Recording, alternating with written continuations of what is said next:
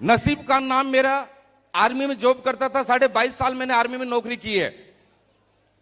Retirement लेने के बाद आज मुझे 8 साल हो गए लगभग, और आने के बाद मैंने किसी दूसरे काम की शुरुआत की थी। कॉन्ट्रैक्टर का काम मेरे मामा जी के साथ में शुरू किया था।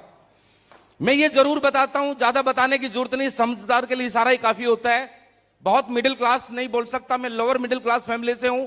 मेरे गांव के भी बहुत सारे लोग बैठे होंगे, यूं समझ सकते हो अगर मेरे गांव में सबसे गरीब पैदा हुआ तो नसीब खान पैदा हुआ।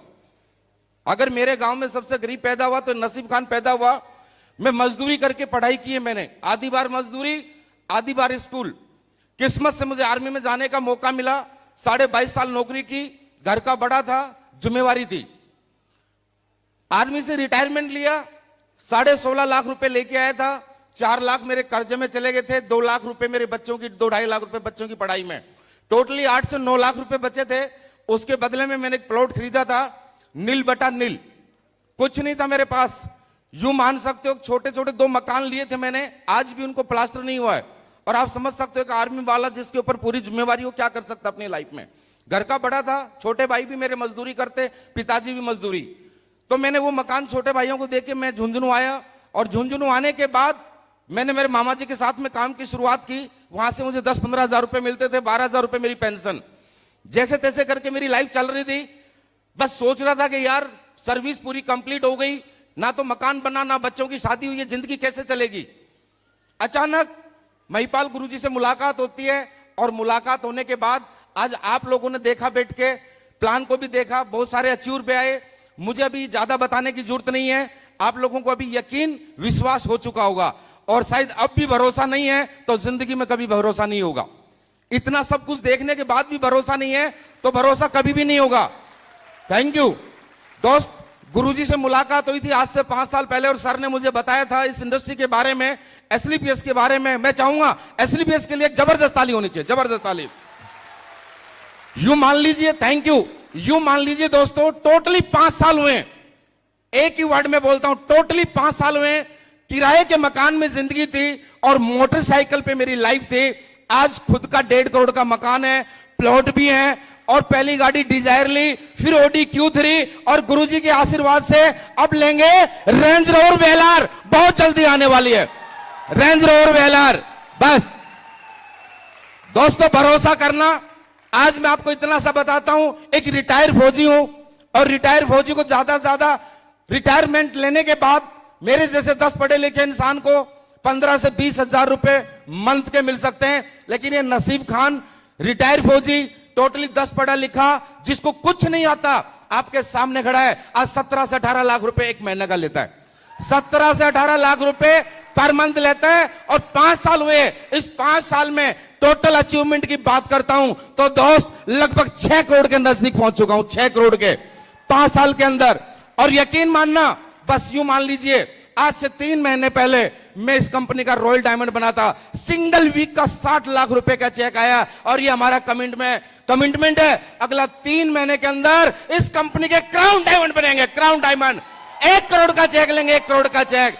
दोस्तों किसी चीज की कमी नहीं है, बस है तो भरोसे की, विश्वास की, और एक प्लेटफॉर्म की जरूरत होती है। और वो प्लेटफॉर्म मिला, आज यहां पहुंचे। लेकिन दोस्त इसमें हमारी ताकत नहीं, जो भी हैं, जहां भी हैं, आज इस मंच पे हैं, इस अचीवमेंट पे हैं, ये सब जो भी है ना दोस्त, मैं क्या बोलूं, ये मेरे गुरु लोगों का आशीर्वाद है, और इन्हीं की बदौलत बना हूं मैं तो, जो भी कुछ हूं।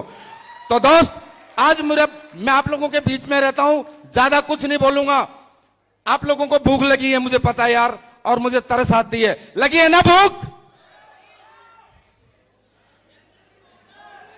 भूख है। एक छोटी सी स्टोरी याद आ गई गुरुजी, 1 सेकंड का टाइम चाहता हूं। एक छोटी सी बात मुझे याद आ गई। एक राजा था, राजा। उस राजा ने बोला कि कोई ऐसा इंसान लेके आओ जो सबसे स्वादिष्ट खाना बना के मुझे खिलाए, सबसे स्वादिष्ट खाना। तो उसके वजीर पूरी दुनिया में घूम के आए, और अच्छे अच्छे शेफ मिले, कुक मिले, बढ़िया बढ़िया खाना बनाने वाले।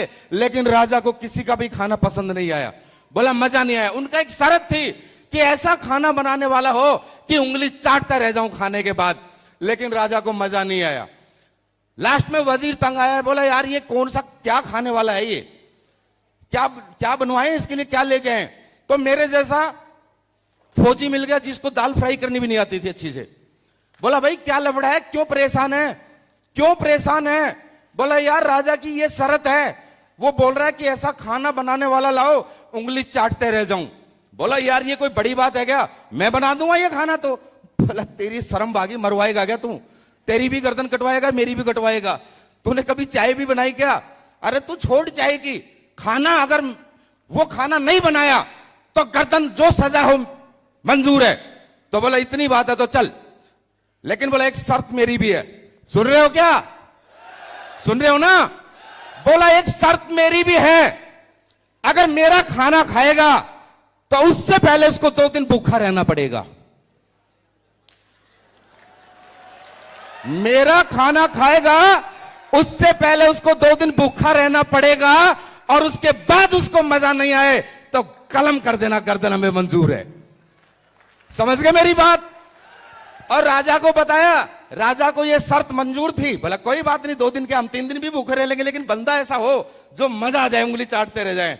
और आपको पता है 2 दिन भूखे रहने के बाद में उंगली तो क्या, वो पूरा पंजा चाटेगा, चाटेगा ना। तो दोस्त जैसे ही राजा 2 दिन भूखा रहा, और बनाना कहां आता था खाना, वो डाल दिया सब कुछ एक साथ, भूखा मर रहा था, उसकी हालत होगी खराब।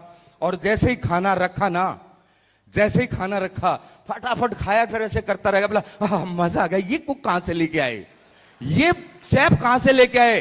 कहने का मतलब दोस्त, भूख जिसको नहीं होती ना, उसको खाने का स्वाद का पता नहीं होता। और दोस्त यहां बैठने के बाद, आने के बाद कहां कहां से आकर के भी लोग खाने पे लाइन लगा के खड़े हैं। अरे क्या पेट की भूख है या सक्सेस की भूख है आप लोगों को, ये बताइए पहले।